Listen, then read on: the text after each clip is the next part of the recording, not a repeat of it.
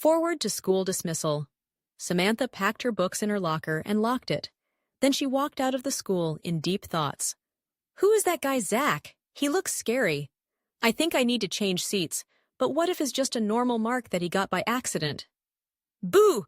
Ah! Samantha yelled as she almost fell, but someone held her by her waist, stopping her from getting in contact with the floor.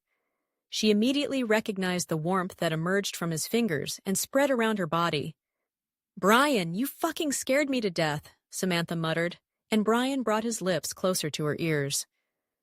Who were you thinking about, huh? Bryan muttered, and she smirked. Why does it feel like he is acting jealous?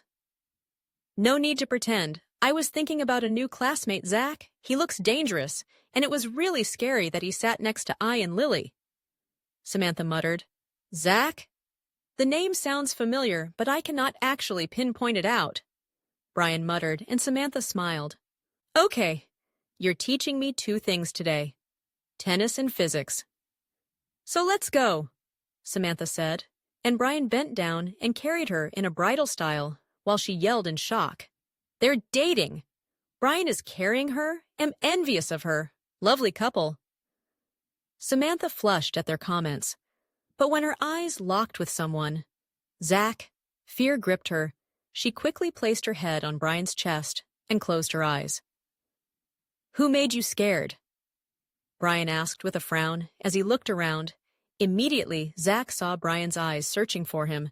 He hid behind a pillar. Bryan rolled his eyes and placed Samantha on the front seat. Then he went to the driver's seat and sat down. Who did you see? Bryan asked, and she sighed. Zack. Anytime I look at him, he glares at me like he would rip off my heart. Bryan pecked her forehead. If I'm here, he can't do anything to you, because if he messes with you, he is messing with me.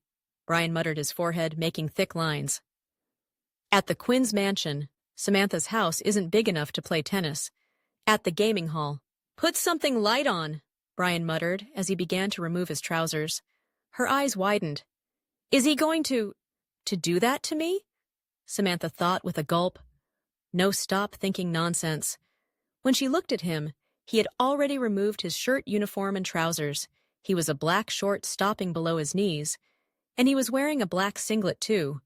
Damn it, his muscles and six-packs were visible that Samantha bit her lower lips, and her cheeks flushed. Are you done eye-raping me? If you're done, then you can go to my room I showed you and change, Bryan muttered, throwing a blue shorts and a blue top, exposing her stomach. Not much, though. You want me to wear this in front of you? Samantha asked, and Bryan scoffed. Ask the leader of the cheerleading team whether they wear this kind of thing for sports. What girls wear are shorts stopping at their butt and bra. Because Korean girls are different from us. Samantha rolled her eyes and snatched the top and shorts from him. Turn around, Samantha added, and he did. He even closed his eyes with his hands to avoid peeping. Now we can start, Samantha muttered, and he turned. Woo, Bryan thought inwardly, and he quickly faked a cough to calm himself. Now let's begin, Bryan muttered as he threw a pink bat to Samantha, who caught it immediately. Bryan was now at the back of Samantha. He made Samantha hold the bat tightly with her hands. Grip it with your fingers when you're playing. Keep your balance low. Your vision should be straight with the racket. Use your feet to generate strength, Bryan muttered, and Samantha bit her lower lip. Am new at tennis, so go easy on me, but I do know how to play a little, Samantha muttered as they drew away from each other. Bryan threw the tennis up and used the bat to hit it at the direction of Samantha. Samantha hit it back to Bryan with her bat.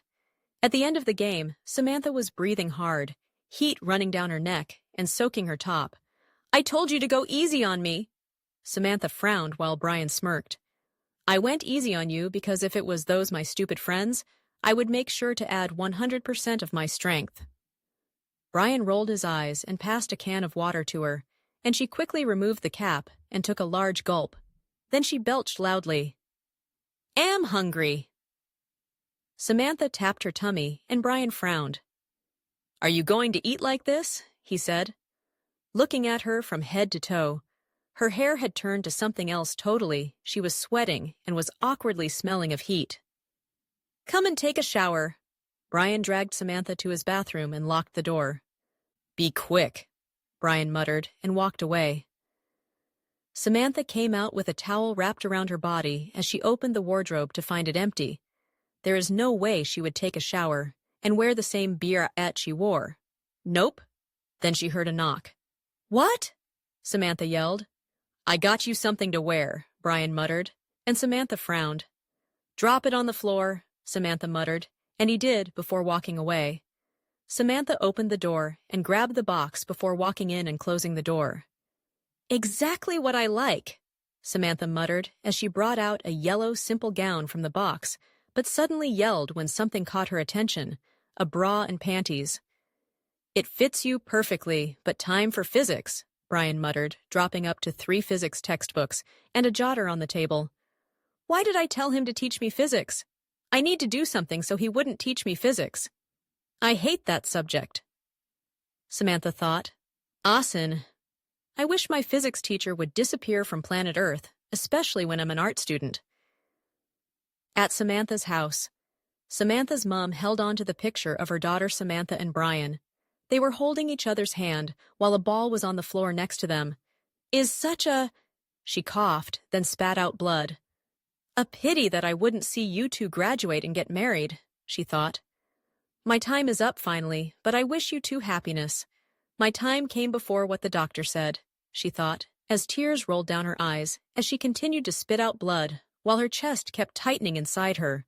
She could hardly breathe, then she fell off the chair she was sitting on and breathed her last.